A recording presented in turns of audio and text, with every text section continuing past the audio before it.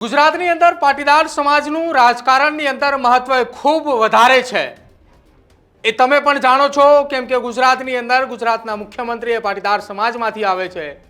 ગુજરાતના 40 કરતાં વધુ પાટીદાર સમાજના ધારાસભ્યો છે, 15 જેટલા સાંસદો પણ છે।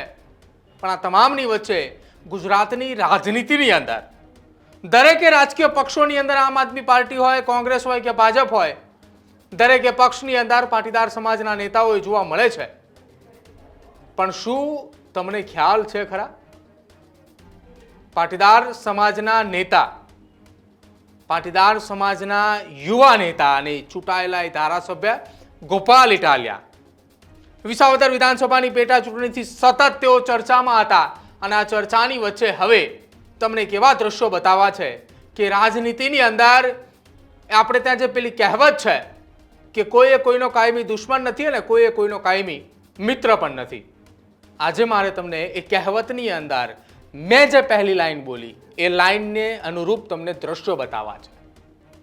આપણે ત્યાં જે કહેવતની શરૂઆતમાં મેં બોલ્યો તો જે લાઈન હું બોલ્યો કે આપણે ત્યાં એ રાજનીતિમાં કોઈએ કોઈનો કાયમી દુશ્મન નથી, બિલકુલ એ જ લાઈનને અનુરૂપ એ દ્રશ્યો હું તમને બતાવું છું। પરંતુ એ પહેલા હું વાત કરું વિસાવદર વિધાનસભાની પેટા ચૂંટણીમાં કે જ્યાં લલિત વસોયા અને ગોપાલ ઇટાલિયાએ બંને આમને સામને આવ્યા હતા। ગોપાલ ઇટાલિયાએ એક સ્ટિંગ ઓપરેશન કર્યું હતું ને એમાં લલિત વસોયા ઉપર આરોપ લગાવ્યા હતા। આરોપ એ હતા કે લલિત વસોયાએ રૂપિયા આપી અને આમ આદમી પાર્ટીના નેતાઓને ખરીદે છે, વોટ ખરીદવાની વાત કરી રહ્યા છે, આમ આદમી પાર્ટીના કાર્યકર્તાઓને ખરીદવાની વાત કરી રહ્યા છે। જો કે આ તમામની વચ્ચે લલિત વસોયાએ આરોપોને ફગાવ્યા હતા અને માનહાનિના દાવા સુધીની વાત પહોંચી હતી। પછી એ વાત ક્યાં પહોંચી, ક્યાં જઈને અટકી એ કોઈને ખ્યાલ નથી। ગુજરાતની અંદર હાલ એક ચર્ચા ખૂબ ચાલી રહી છે અને ચર્ચા ગુજરાતની અંદર સરદાર સન્માન યાત્રા, બારડોલીથી સોમનાથ સુધી ચાલી રહેલી એ સરદાર સન્માન યાત્રાની અંદર સૌરાષ્ટ્રની અંદર ખૂબ એ રંગ જોવા મળ્યો કે જ્યાં દરેક રાજકીય પક્ષોના નેતાઓ એક મંચ ઉપર હતા।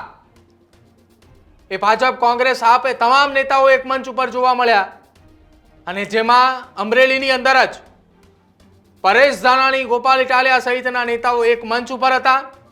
ભાજપના સાંસદ ભરત સુતરિયા પણ એ મંચ ઉપર હતા અને તમામ લોકો એ સાથે હતા। અને હવે જે નવા દ્રશ્યો સામે આવ્યા છે, જે નવી વાત સામે આવી છે, મેં લલિત વસોયા અને ગોપાલ ઇટાલિયાની વાત કરી હતી, એ વાત સાથે જોડાયેલી એક વાત છે કે લલિત વસોયા અને ગોપાલ ઇટાલિયા જે એકબીજાની સામે હતા, એકબીજાની સામે એવા આરોપો લગાવ્યા હતા અમાના દાવા સુધીના, એ હવે આ દ્રશ્ય જુએ। લલિત વસોયા, ગોપાલ ઇટાલિયા બંને એકબીજાની સાથે ખભાથી ખભા મિલાવીને ચાલે છે, બંને એકબીજાની સાથે જાણે એ વર્ષો જૂના મિત્રો હોય એ પ્રકારે ચાલે છે। આમ તો બંને મિત્ર જ કહી શકાય કેમ કે પાટીદાર અનામત આંદોલન સમિતિમાં આ બંને એ સાથે લડાઈ લડતા હતા। અનામત આંદોલન થકી ઉભરીને આવેલા બંને નેતા છે। પરંતુ વિસાવદર વિધાનસભાની પેટા ચૂંટણીમાં એ જ ગોપાલ ઇટાલિયાએ લલિત વસોયાની સામે ગંભીર આરોપ લગાવ્યા હતા। લલિત વસોયાએ ઘટના બાદ એવું કહ્યું હતું કે હું માનહાનિનો દાવો કરીશ। પણ શું હકીકત એ ગુજરાતની રાજનીતિની છે? હવે ગુજરાતની જનતાએ સમજવાનું છે આ દ્રશ્યો જોયા બાદ કે તમે શું કરી રહ્યા છો। ગોપાલ ઇટાલિયાએ જે તે દરમિયાન એ સ્ટિંગ કર્યું એ દરમિયાન લલિત વસોયાની ઉપર ગંભીર આરોપ લગાવ્યા ત્યારે હજારો લોકોએ તેમના સોશિયલ મીડિયાના માધ્યમથી તેમને લાઈવ જોઈ રહ્યા હતા, એ ઘટના નિહાળી રહ્યા હતા અને લલિત વસોયાને એ કોમેન્ટ સેક્શનની અંદર અનેક એવા મુદ્દાઓને લઈને તેમને એ લોકો કહી રહ્યા હતા, ન બોલવાના શબ્દો પણ એ કોમેન્ટ સેક્શનની અંદર લખી રહ્યા હતા। પરંતુ શું રાજનીતિ એ આ હદ સુધી હોય? ગુજરાતમાં મેં પહેલા કહ્યું એમ કે સમાજકારણ અને રાજનીતિ એ બંને એકબીજાની એક સિક્કાની બે બાજુ છે। એમાં એ ખાસ પાટીદાર સમાજ કે જ્યાં પણ પાટીદાર સમાજ એ એક થાય છે ત્યાં દરેક રાજકીય પક્ષના નેતાઓ એક મંચ ઉપર હોય છે।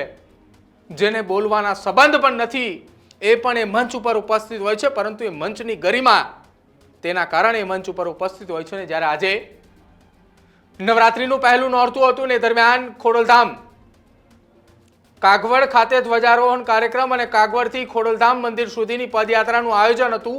એ પદયાત્રામાં નરેશ પટેલે જે શક્તિ પ્રદર્શન કર્યું એ શક્તિ પ્રદર્શનના દ્રશ્યો છે કે જેમાં ભાજપ, કોંગ્રેસ, આપ અને સામાજિક આગેવાનો એક મંચ ઉપર જોવા મળ્યા અને ખાસ લલિત વસોયા, પરેશ ધાનાણી અને સાથે ગોપાલ ઇટાલિયા. પરેશ ધાનાણી અને લલિત વસોયા વારંવાર એટલા માટે નામ લઈ રહ્યો છું કે લગભગ 3 મહિના પહેલાની વાત છે. વિસાવદર વિધાનસભાની પેટા ચૂંટણીમાં એ પ્રતાપ દુધાત, પરેશ ધાનાણી, લલિત વસોયા જેના બોલ એ આમ આદમી પાર્ટીના એ ધારાસભ્ય ગોપાલ ઇટાલિયાની સામે એ બોલ હતા કે જાણે વર્ષો જૂનો વેર હોય. અને આજે એ જ તમામે પાટીદાર સમાજના ધારાસભ્યો છે, પૂર્વ ધારાસભ્ય, ચાલુ ધારાસભ્યો, તમામે લોકો એક મંચ ઉપર છે, હસી મજાકથી એકબીજાની સાથે જલી રહ્યા છે. એટલે હવે જનતાએ વિચારવાનું છે કે આપણે શું કરવું જોઈએ, શું ન કરવું જોઈએ.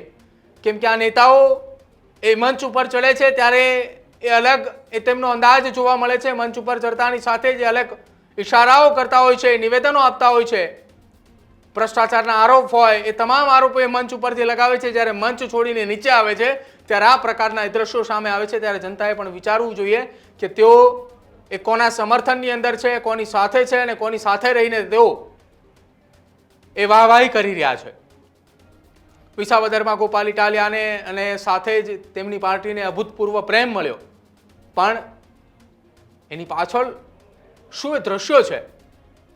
સરદાર સન્માન યાત્રાની અંદર પણ જે દ્રશ્યો આપે જોયા એ દ્રશ્યો બાદ ખોડલધામના દ્રશ્યો, સમાજની માટે એ સાથે રહેનારા નેતાઓ, સમાજની વાત કરનારા નેતાઓ જ્યારે આ ઘટનાને અંજામ આપે છે ત્યારે નથી વિચારતા હોતા કે સામે પક્ષે જે વ્યક્તિએ મારા ઉપર આરોપ લગાવ્યો છે અથવા તો હું જેના ઉપર આરોપ લગાવી રહ્યો છું એ મારા જ સમાજનો નેતા છે.